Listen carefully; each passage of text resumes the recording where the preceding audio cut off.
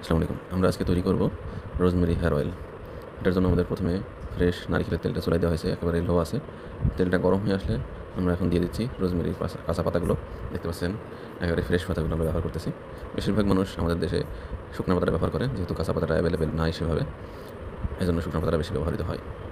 তো আমাদের যেহেতু কাঁচা পাতা অ্যাভেলেবেল থাকে, এজন্য আমরা কাঁচা পাতা দিয়ে এই কাজটা করি। কারণ কাঁচা পাতায় রোজমেরির যে গুণাগুণগুলো সব কিছু অক্ষুণ্ণ থাকে, যেটা শুকনো পাতায় পুরোপুরি থাকে না। যে কারণে আমরা সব তেলগুলোই কাঁচা পাতা দিয়ে ব্যবহার করি। তো এই লো আছেই আমাদের এই তেলটা বানাতে টোটাল প্রায় 15 মিনিট মতো সময় লাগবে। এখানে আমরা 1 লিটার মতো তেলে 100 গ্রাম মতো রোজমেরি পাতা ব্যবহার করি। 100 গ্রাম প্লাসই থাকে সাধারণত।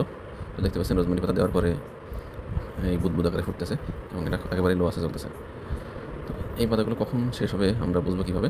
এটা বোঝার উপায় হলো পাতাগুলোর এই সবুজ ভাবটা চলে যাবে, গিয়ে পাতাগুলো প্রায় হলুদ বা সাদাটে হয়ে যাবে। ধীরে ধীরে বুঝতে পারবো আমরা। ভিডিওটা শেষ পর্যন্ত দেখলেই আপনি ক্লিয়ারলি বুঝতে পারবেন যে কখন আসলে এই জাল দেওয়ার কাজটা শেষ হয়েছে।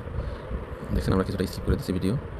এখন অলরেডি 5 মিনিট মতো হয়ে গেছে, তাতে পাতাগুলো সবুজ ভাবটা অনেক কমে গেছে, এটা হালকা সবুজে চলে আসছে। এভাবে আরও 5 মিনিট পরে গিয়ে আমরা কিছু কেশরাজ পাতা দিব। প্রথমে রোজমেরি পাতাটা দিচ্ছি।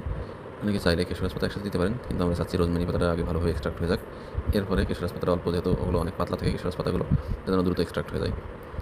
তো এই অবস্থায় আমরা অনবরত আস্তে আস্তে নাড়তে থাকতে হবে। এখন দেখতে পাচ্ছেন অলরেডি তেলগুলো হালকা সবুজা হয়ে গেছে এবং পাতাগুলো প্রায় সবুজ ভাব চলে গেছে। অলরেডি আমাদের 7-8 মিনিট জাল দেওয়া হয়ে গেছে। তো একটু পরেই আমরা আমাদের কেশরাজগুলো এখানে দিয়ে দিব। তো এখন দেখেন পাতাগুলো সবুজ ভাব প্রায় নাই বললে চলে, হালকা হলুদ হলুদ ভাব চলে আসছে, অর্থাৎ বেশিরভাগ অংশ আসলে তেলের সাথে মিশে গেছে। তো এই অবস্থায় আমরা আরও কিছুক্ষণ জাল দিব। জাল দেওয়ার পরে তারপরে আমরা কেশরাজটা দিব।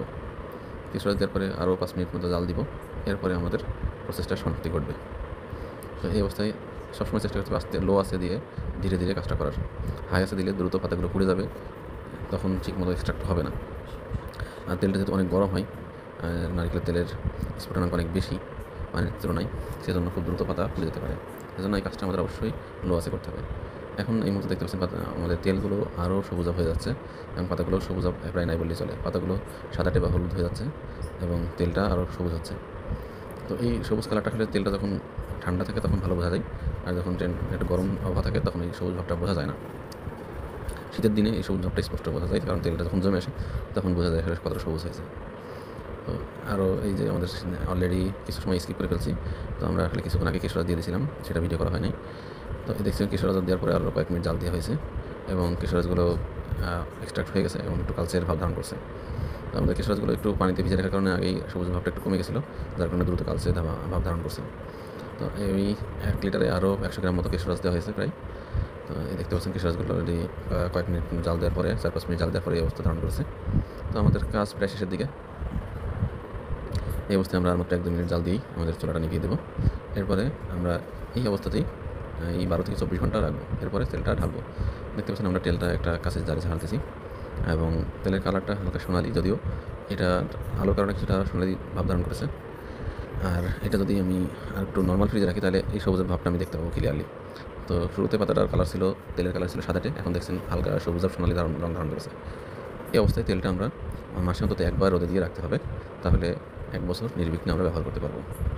তো ধন্যবাদ আমাদের ভিডিওটা সম্পূর্ণ দেখার জন্য। এভাবে আপনারা রোজমেরি তেল খুব সহজেই বাসায় বানিয়ে নিতে পারবেন। আর আসসালামু আলাইকুম, আমাদের সাথে